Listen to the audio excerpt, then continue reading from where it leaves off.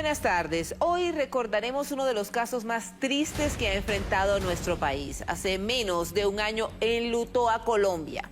Se trata del asesinato de Miguel Uribe Turbay, el senador más votado en el Congreso en el año 2022 y quien, siendo candidato presidencial, fue objeto de un atentado sicarial al occidente de Bogotá. Era Miguel contra una almohada, con la cabeza destrozada, que tocaba mirarlo más con los ojos del corazón. Pero llegamos allá, encontramos un programa sin entender nada, tampoco estaba inconsciente, yo lo vi ahí inconsciente.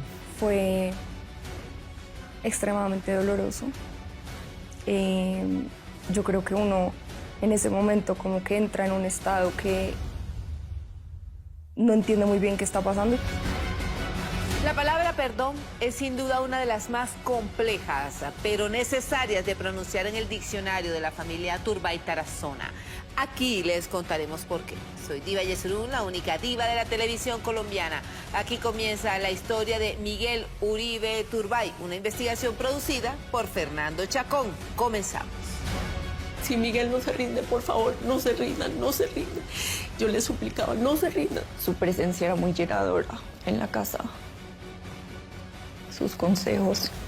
Qué dolor tan grande que un hombre como Miguel lo hayan matado. Cada día se incrementa el dolor, no se disminuye, va hacia arriba.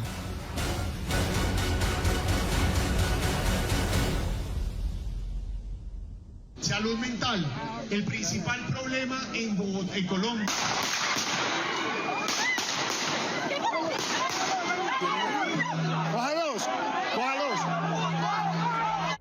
Hace un año y una semana en este lugar, Colombia quedó marcado por una tragedia que conmocionó a la nación. El magnicidio de Miguel Uribe, el hijo menor de la también asesinada Diana Turbay. Lo mataron para que todo eso no sucediera en Colombia. Que los malos, como los llamaba él, él los estaba poniendo en evidencia, estaba revelando y mostrando lo que estaban haciendo. Su muerte no solo apagó la vida de un líder político con aspiraciones presidenciales, sino que también abrió una profunda herida en el corazón del país. Su partida mantiene vivo el llamado a la defensa de la democracia, la convivencia y el respeto por la vida. Su abuelo Julio César Turbay fue el presidente de Colombia desde 1978 hasta 1982. Su abuela fue doña Nidia Quintero, la dama creadora de la Fundación Solidaridad por Colombia. Hijo de la periodista Diana Turbay, secuestrada 5 meses por el cártel de Medellín, y de Miguel Uribe Londoño, ex candidato presidencial. Hermano de María Carolina Hoyos, quien lucha por mantener el legado familiar.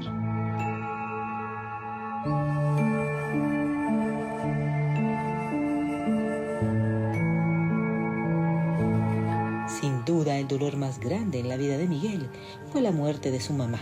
Faltando 3 días para que cumpliera 5 añitos, la violencia se la arrebató de los brazos. Eso no tiene explicación. Claro, cuando estábamos entrando con el ataúd, esta vez la única situación distinta es que en vez de que yo lo llevara cargado como cargué el de Diana, con Miguel aquí en mi brazo, niño de 5 años aquí lo llevaba yo, es que lo entraron los soldados. Eso le golpeaba muy duro. Y siempre le decía, no me hable más de eso. No, eso era como el coco en su cabeza, o sea.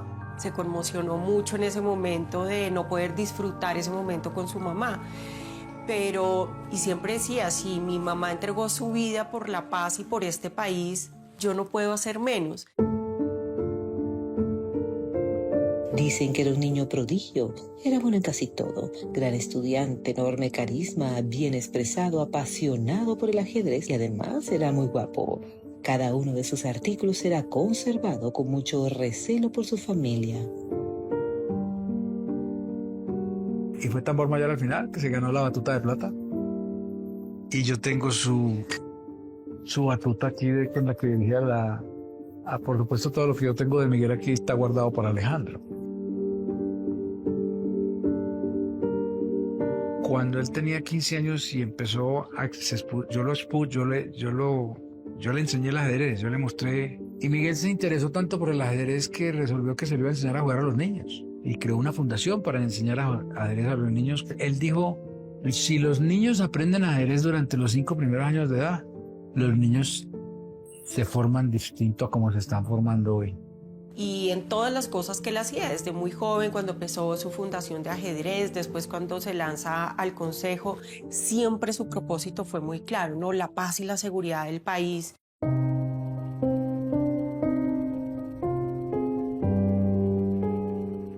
Para el periodo 2012 a 2015 fue concejal de Bogotá, elegido por 16.663 votos. Cuando Miguel estaba de candidato al Consejo de Bogotá, tenía, 23 años, yo me estaba leyendo un libro, me había terminado un libro de Nelson Mandela y me llamó mucho la atención una de las lecciones que decía, los principios y valores no se negocian. Cuando él gana y cuando ya es concejal, un día me dijo, oye, me quedé pensando por qué no leemos el libro juntos. Y esa frase acompañó a Miguel a lo largo de su vida y está aquí en este libro. Los principios y valores no se negocian. Y él era implacable con eso. Implacable, eso era su regla de vida toda, siempre fue coherente hasta el final de sus días. Pues por eso mismo lo mataron, porque él no cedió a lo que estaba pasando en Colombia. Miguel era una persona que pues llevaba la política en las venas, ¿cierto? Y le apasionaba. Él se pudo dedicar a hacer cualquier otra cosa. Era una persona brillante, con muchas posibilidades de desarrollo profesional distintos a la política, pero pues la política, cuando se entiende bien, es una vocación. Eso nos tocó contra el alcalde Petro. De hecho, yo creo que ha sido la primera vez que en el Consejo se arma una coalición en contra del alcalde.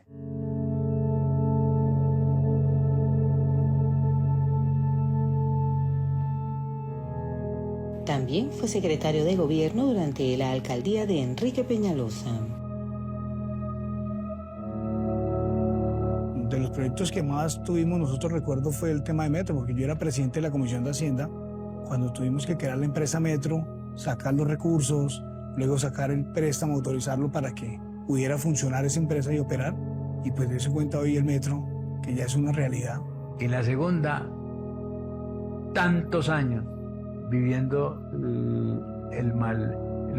la maldad que se vivía en las ollas en el Bronx. Y fue y sacó a esos niños de allá, los niños que estaban siendo abusados, maltratados, las niñas, la droga, toda la porquería y la delincuencia que había allá. Y Miguel se empeñó en que eso se hiciera así. ¡Viva Bogotá! Miguel Uribe, alcalde de Bogotá. Fue candidato a la alcaldía de Bogotá, pero la activista Claudia Nayib López Hernández se quedó con el cargo y al año siguiente fue elegido senador de la República. Y le exigimos a la Fiscalía y a las autoridades que pronto lleguen al fondo de este asunto. Cero impunidad para los corruptos. En 2022, el hombre más votado, ese sí que fue... Y en muy poco tiempo, porque él vino de Harvard apenas para inscribirse en diciembre, en la primera semana de diciembre, y la campaña y la elección era en marzo. Y se graduó con honores, estando al mismo tiempo haciendo campaña por el Centro Democrático en Bogotá. Hizo las dos cosas al tiempo y sacó la mejor votación al Senado en todo Colombia, en todos los partidos. Y por otro lado, se graduó con honores en Harvard. Entonces, te podrás imaginar la mente que tenía. La política social sin inversión privada es engañosa, es insostenible. Era un hombre también de convicciones muy firmes, y defendía sus ideas y defendía a sus amigos de manera muy recia.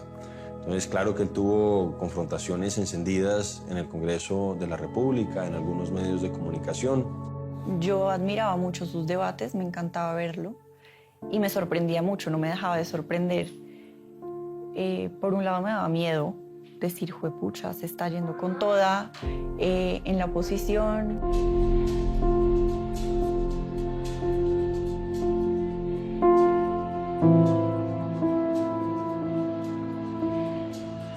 Yo quiero terminar agradeciéndoles a todos los que están aquí. Miguel Uribe emprendió el camino hacia la presidencia, convencido de que haría de Colombia un mejor país. Estábamos en nuestro cuarto Miguel se sienta en el borde de la cama. Ese día me dijo, amor, yo creo que me voy a lanzar a la presidencia. Y yo decía, yo sabía que esto iba a pasar. No me imaginé tan temprano. Y yo le decía, Miguel, está muy pronto. Y me dijo, sí, pero es el momento. Hola, niñas. Mañana anuncio la candidatura oficialmente. Y antes de hacerlo, quiero agradecerles todo el amor con el que me han acompañado todos estos años.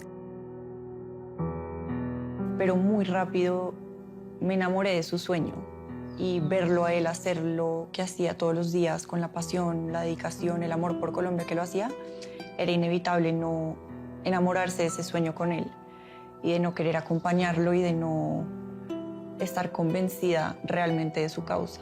Yo estaba muy entusiasmado con su campaña. A veces, obviamente, en cualquier momento, en cualquier campaña, hay momentos de duda, de si las cosas van a salir bien o no, por la situación en la que está el país, etcétera, etcétera. Pero uno conversaba con Miguel y él estaba como tan convencido que uno salía convencido después de esas conversaciones y salía muy optimista. Salió a buscar el respaldo del pueblo en las plazas, pero en ese recorrido encontró la muerte. Salud mental, el principal problema en Bogotá, en Colombia.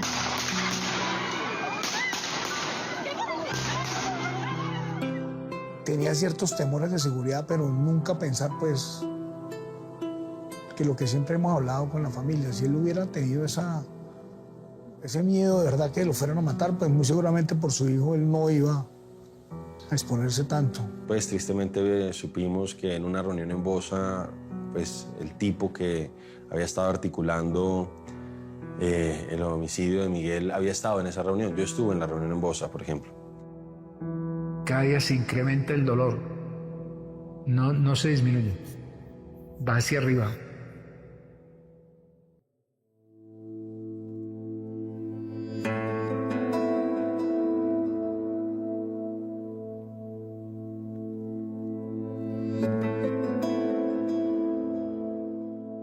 Continuamos en Expediente Final conociendo cómo fueron los últimos pasos del ex candidato presidencial Miguel Uribe, asesinado por grupos al margen de la ley cuando estaba empezando a hacer campaña por la presidencia de la República.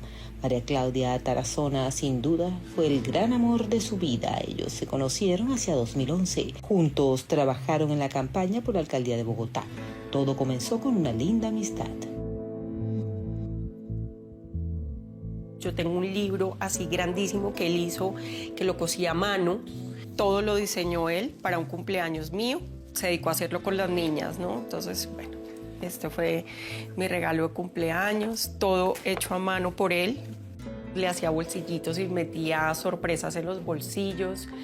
Mi último regalo a mano hecho por Miguel fue un álbum que él hizo el 14 de mayo del año pasado, justo pues antes de su muerte, que me escribió una carta divina de aniversario. No he sido capaz de volverla a leer, la tengo en mi caja fuerte y no, la verdad, no he sido capaz de leerla. A ella le encantó su calidez, la bondad de su corazón y lo especial que era con sus hijas. Lo que hizo que nosotras nos enamoráramos completamente de él y de su relación con mi mamá fue su infinita generosidad y su amor siempre. Obvio, mis papás juntos, pero después de eso yo no me acuerdo una vida sin Miguel. Y fue todo tan... como que se fue ajustando todo él a nuestra vida, ¿no? Entonces éramos nosotras con mi mamá, además un chicle súper pegaditas, y él poquito a poquito, sin pedir mucho, se fue incorporando a nuestra vida, a nuestras rutinas, hasta que llegó a un papá para mis hijas, en todos los espacios que un papá llena una vida, teniendo ellas un papá absolutamente maravilloso, que jamás en su vida ha sido ausente, pero pues ellas construyeron una vida al lado de Miguel.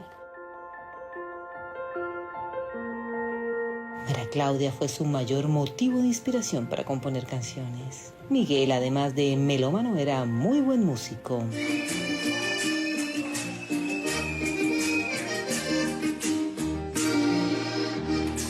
Lo fue adquiriendo con el tiempo. Yo pues lo introduje a la música desde muy joven con un piano, y él tocaba piano y tuvo profesor de piano. Y después eso se fue volviendo una guitarra y le fue entrando a la música. No sabía tocar acordeón, no tomó clases de acordeón, pero él solo viendo videos y dándole de día y de noche aprendió a tocar un par de canciones y en fiestas, con amigos, sacaba el acordeón y cantaba. Porque cuando yo lo conocí, pues tocaba la guitarra, pero cada vez siempre uno miraba cuando quería tocar acordeón, bajó la aplicación en el celular y aprendió fue desde el celular. Se metía a fondo cuando quería aprender algo, cuando le gustaba algo. Entonces, pues, porque tocar acordeón no es fácil, no es sencillo. Y pues el rolo tocando acordeón, pues fue divertido, sí. Él era como de coger temas, entonces si cogía el piano, huepucha, nos tenía locas con el piano todo el día en la casa. Cuando le regalaron el acordeón, fue el acordeón todo el día en la casa y yo, huepucha, uno no podía estudiar, no podía traer amigos porque él era todo el día dándole al acordeón.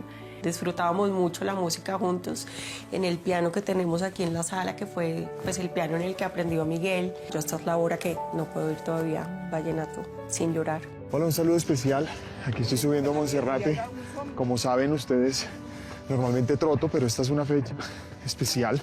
Amaba como si fuera un padre a las 3 hermosas hijas de María Claudia. El deporte los unió en un lazo imposible de soltar con los años. Creo que fue por las hijas que ellas empezaron con el tema de correr y pues le empezó a gustar y se metió a fondo y empezó a entrenar. Y él, como todo lo que hacía, empezó y se metió de cabeza, se obsesionó. Me acuerdo que el primer día que salimos a correr, estábamos en Tierra Caliente, él dijo, voy a hacer 5 kilómetros en media hora. Y María y yo le dijimos, no, Miguel, eso es imposible, o sea, pues te vas a joder el corazón, te vas a marear, o sea, tienes que entrenar. No, yo lo voy a hacer. Y salió, corrió los 5 kilómetros en media hora. Obviamente llegó que se vomitaba, pero así empezó y desde ese momento súper juicioso, súper disciplinado. Alcanzamos a hacer fondos largos de 15, 18 kilómetros cuando estábamos entrenando para la media maratón de Miami. Y nada, era algo que le encantaba hacer. Arrancó a correr todas las maratones que se presentaban, alcanzó a correr 2 veces Bogotá, Medellín. Hizo su primera maratón en Miami y siempre, digamos, coincidía con su cumpleaños 28 de enero. Entonces la forma en que Miguel celebraba su cumpleaños era corriendo. El 17 de noviembre de 2020, su vida se dividió en 2. Ese día nació su hijo Alejandro, era el gran orgullo de su existir. ¿Tú eres un buen qué, mi amor? Antecólogo. ¿Y papá? Un buen explorador. Y verlo convertirse en papá fue, yo creo que de las cosas más lindas que yo he visto en mi vida. Además, se llenó la casa de mucho amor y de mucha felicidad por él, porque entonces con Alejandro, ese músico, entonces él era el músico para Alejandro. Esa imaginación que él tenía, entonces los juegos, todo que hacía con Alejandro y corrían por toda la casa y jugaban a las espadas. Se transformaba en superhéroe, se transformaba además les encantaba jugar a los príncipes y a los reyes y a los castillos con dragones. En su poco tiempo que tenía, siempre trataba de sacar tiempo de jugar con el niño, de compartir, de acostarlo a dormir, de estar en actividades donde él quería que Miguel jugara golf, entonces quería también que el niño jugara golf. Estaba orgullosísimo de los avances que estaba teniendo Alejandro en los deportes y te mostraba videos, etcétera, etcétera. Uno sí veía una relación muy especial, porque no era solamente de Miguel hacia Alejandro, sino obviamente también de Alejandro hacia Miguel.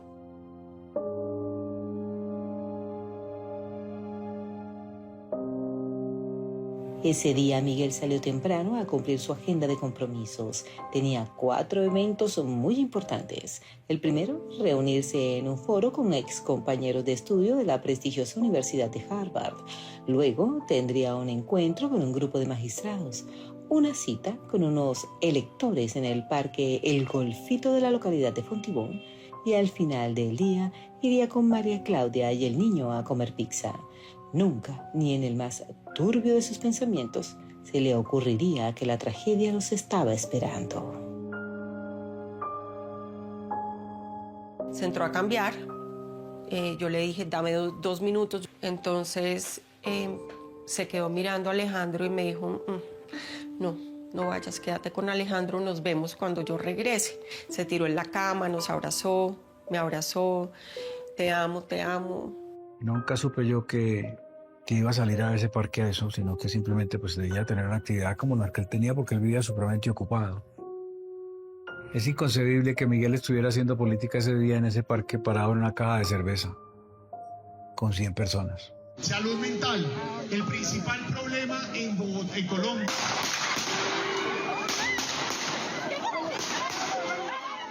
Lo llené de besos, le cogí la cara y lo miré y le dije, mi amor, entre tú y yo no hay nada pendiente, vete en paz.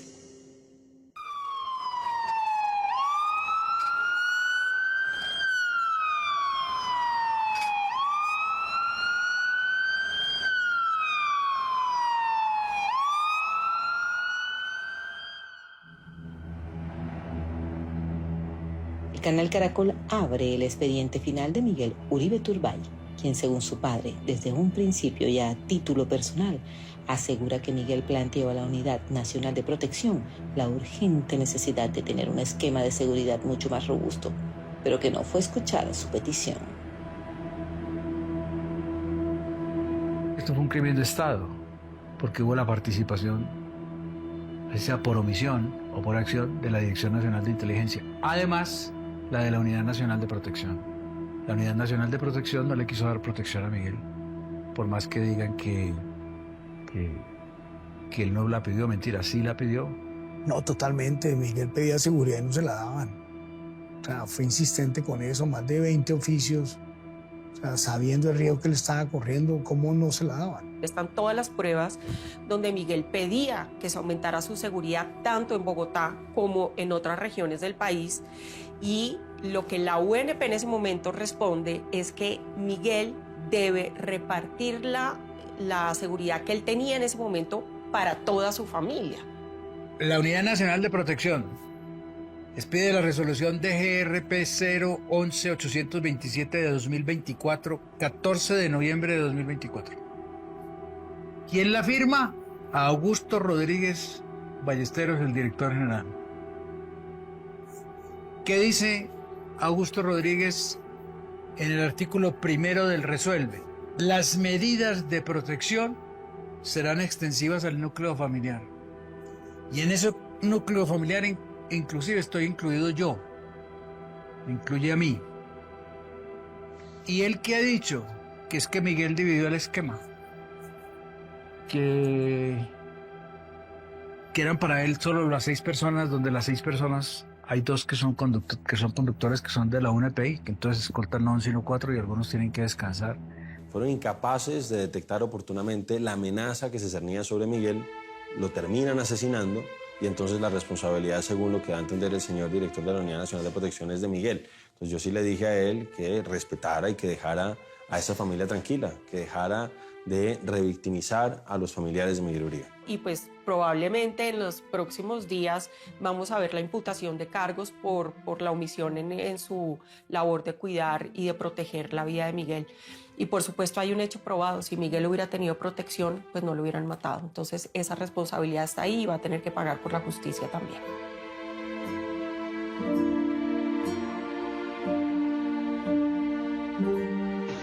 Pasada las 5:20 de la tarde, mientras se dirigía a los asistentes a su encuentro político, Miguel Uribe fue alcanzado por 3 disparos, 2 de ellos en la cabeza y 1 en la rodilla izquierda. A ese joven lo usaron. Él, por supuesto que él había hecho cosas anteriores, pero lo usaron porque él dice que él no sabía a quién iba a matar.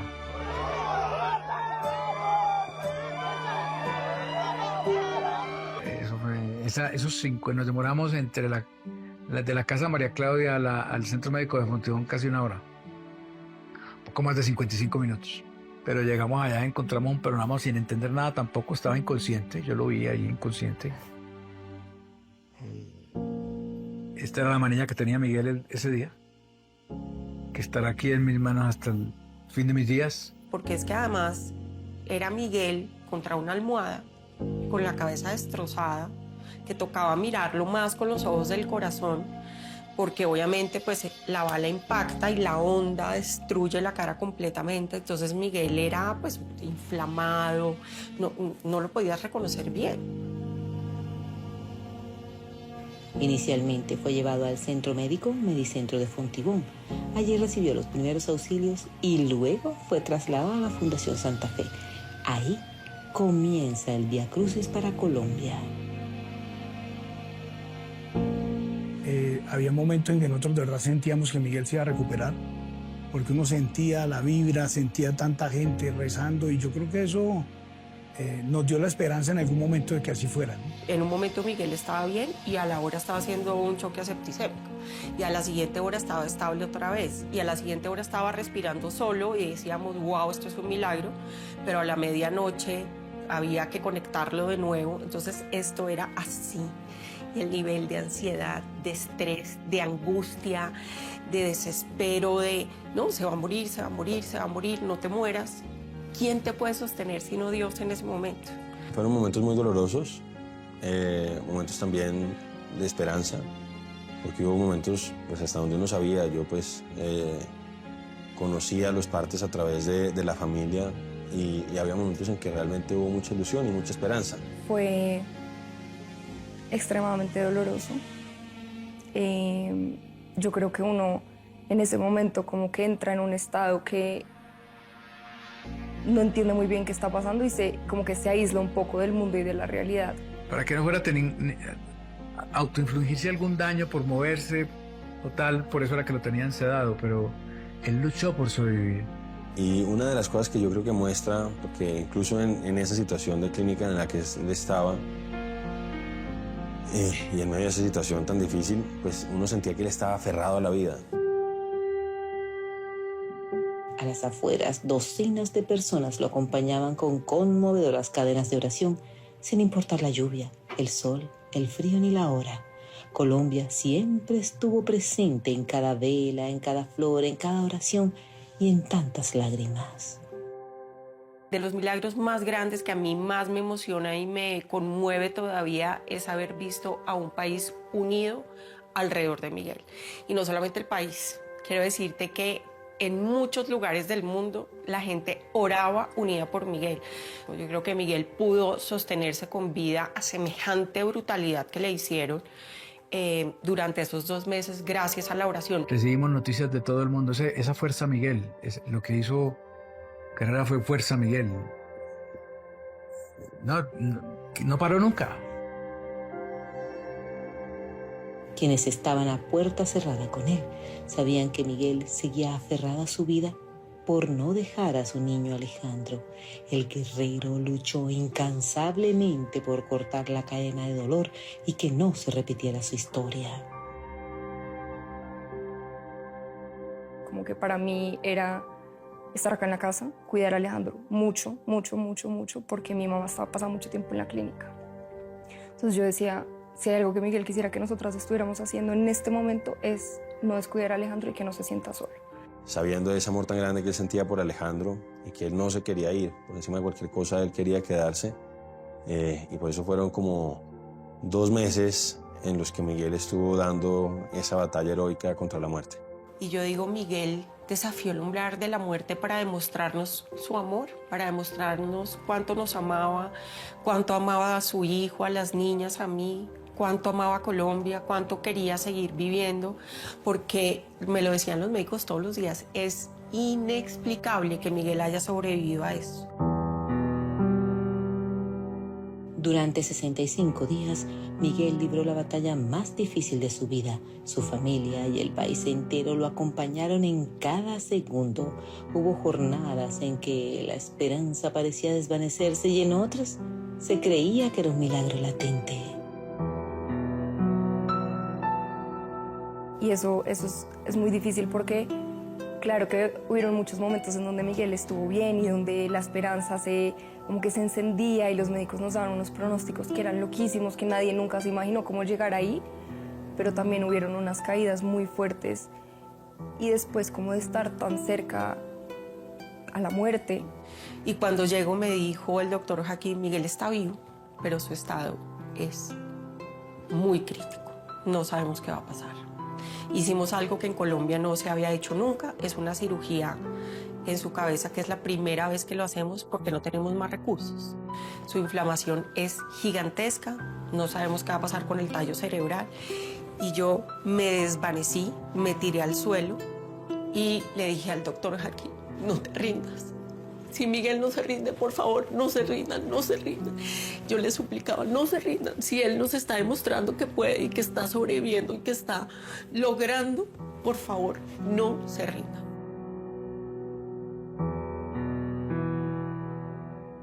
María Claudia y Miguel se despidieron como solo las almas gemelas pueden hacerlo. Esa mañana llegué temprano, lo vi muy inflamado.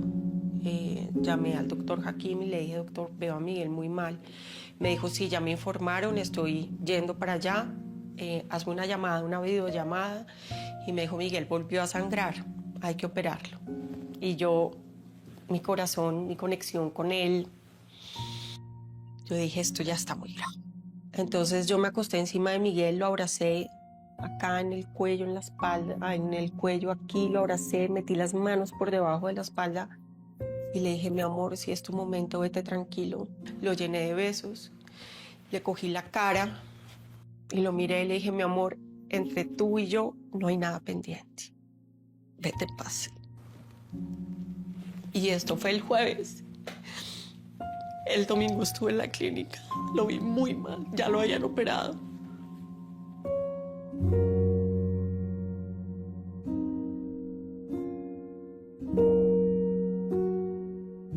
Ella no tenía horas, pues ella a la hora que la llamaban o que tenía que estar ahí estaba, no hay duda de que eso fue así.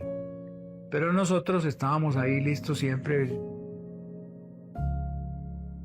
Con valentía, amor y palabras nacidas desde lo más profundo del corazón, su esposa realizó el acto de amor más grande y más difícil que un corazón enamorado puede hacer. Se lo entregó a Dios. Pero otra vez lo volvieron a sedar, estaba completamente sedado. Yo lo vi y dije, pucha, Miguel no está callado. Ese domingo lloré sin parar. Me fui a misa a las 6, Torcoroma, que queda ahí al lado de la Santa Fe. Me fui sola. Me arrodillé y le dije, Dios, ocúpate tú de todo. No te voy a pedir que Miguel viva, no te voy a pedir que te lo lleves, no te voy a pedir que me des mi segunda oportunidad con él.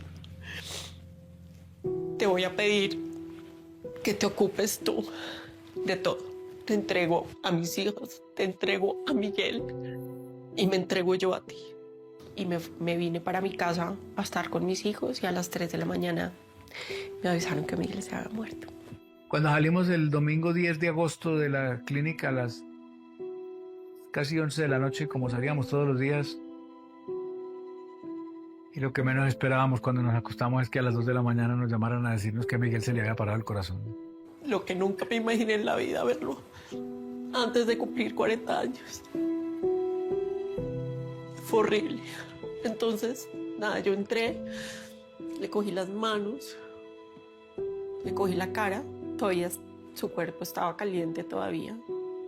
Le di besos en la cara, le cerré los ojos, que ya los tenía abiertos, vidriosos. Recorrí todo su cuerpo, lo miré. Y le toqué los pies, le di besos en los pies, le di la última mirada y me devolví a mi casa a estar con mis hijos y a darle la noticia a Alejandro de que su papá se había muerto. Todo. En su compañía, yo creo, sus chistes, su presencia era muy llenadora en la casa, sus consejos. Y verlo estar con Alejandro, con mi mamá.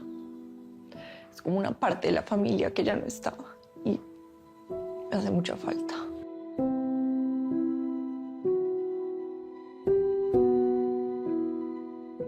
La Fundación Santa Fe de Bogotá lamenta informar que el senador Miguel Uribe Turbay ha fallecido a la 1:56 de la madrugada de hoy. Con su muerte quedan sobre el tapete muchas dudas con respecto a este lamentable hecho. Según la justicia colombiana, fueron las disidencias de la Segunda Marquetalia, apoyadas por grupos al margen de la ley de Venezuela, las que comandaron a un joven de 15 años, Sebastián Rodríguez, para que efectuara el crimen. Se ha probado, más que descubierto, probado. la palabra técnica jurídica. Que la segunda Marquetalia, dirigida por Iván Márquez, supuestamente porque no se sabe en qué estado esté él o quién verdaderamente la dirige, fue la que hizo toda la parte material del asesinato. La parte material es enviar el dinero desde Venezuela para Colombia. Eso lo hicieron alias Yaco y alias el Zarco Aldinever, que estaban además el uno, Yaco, beneficiado por la Justicia Especial para la Paz, y alias el Zarco Aldinever estaba cobijado por la mesa de negociación de la falsa paz total, de la llamada paz total de Petro, que eso es una falsa paz, o sea, tenía libertad de movimiento, y fue en Cúcuta donde se reunió con ese alias del viejo para decirle hay que matar a Miguel Uribe. Estamos muy cerca de saber quiénes dieron la orden, porque sabemos que la segunda Marquetalia fue parte de los autores intelectuales, pero tenemos conocimiento, indicios de que esto tiene algo mucho más arriba. Entonces, ¿qué sí sabemos? Que la persona que ordena el homicidio de Miguel, pues había sido una persona que había sido nombrado gestor de paz por el gobierno de Gustavo Petro, que adicionalmente en ese momento estaba con la orden de captura levantada. Entonces se empiezan a conjugar un montón de factores y entonces pues yo no sé si esto se puede catalogar o no como un crimen de Estado, pero lo cierto es que sí hay una responsabilidad política de parte del gobierno nacional.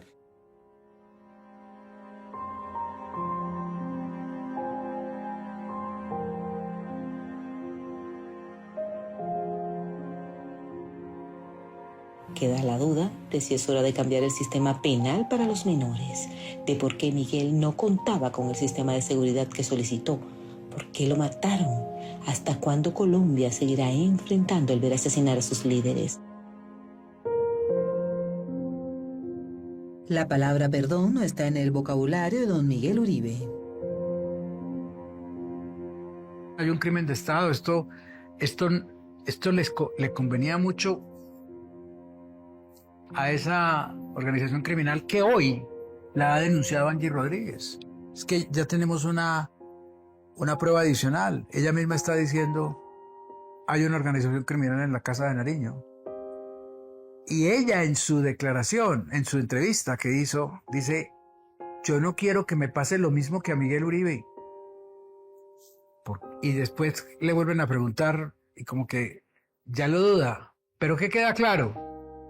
Que Angie Rodríguez sabe más. Lo había oído decir en junio de 2024 o en mayo de 2025 o en mayo de 2025 ella oyó decir que a Miguel Uribe Turbay lo iban a matar. Y la fiscalía está pasada de iniciar una línea de investigación. Yo le solicito a la fiscalía y estoy enviándole una solicitud formal a la fiscal general para que inicie una línea de investigación por esa declaración de Angie Rodríguez. Con su partida quedó una familia más que adolorida, unos niños huérfanos, un país fracturado, una historia que quedó suspendida en el momento en el que buscaba tener un mejor futuro. Pero algo sí está claro, y es que ningún país merece que el odio, la ambición y las diferencias de ideales tengan la última palabra. Mucho.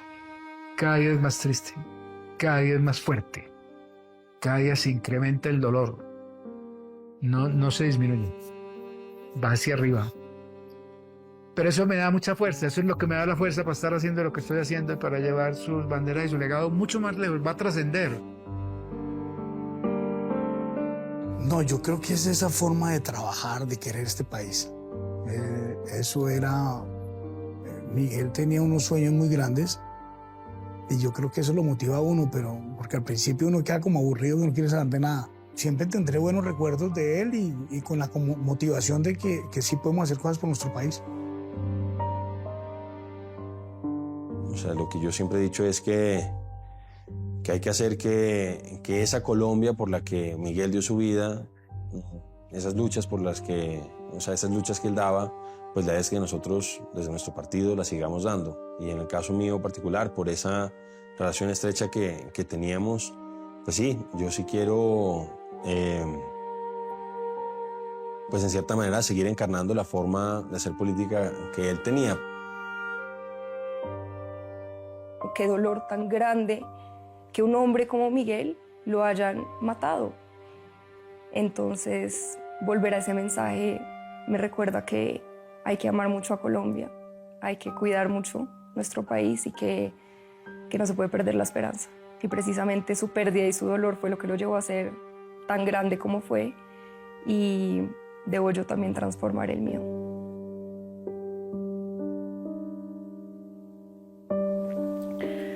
Yo creo que, por un lado, no dejando de vivir, siendo feliz, cumpliendo los sueños que él quería que cumpliéramos como familia y yo como profesional y como mujer.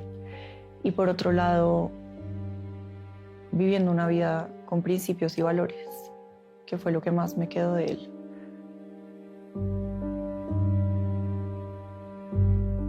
Entonces el dolor en sí mismo no transforma, el dolor es el dolor, pero lo que decides hacer con ese dolor sí. Y ese fue, yo pienso que uno de los grandes y más mayores regalos y enseñanzas que nos dejó Miguel a mí y a sus hijos. Hoy tengo la responsabilidad de honrar su memoria y llenar esas páginas con propósito y con amor por las niñas y por su hijo, que pues fue siempre lo más importante para él.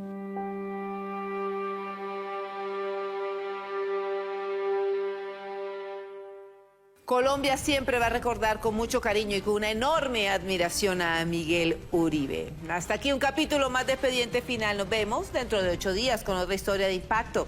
Gracias por acompañarnos y que tengan una feliz semana. Recuerden además seguirnos en nuestras redes sociales. Estamos como @expedientefinal en Instagram y también en Facebook.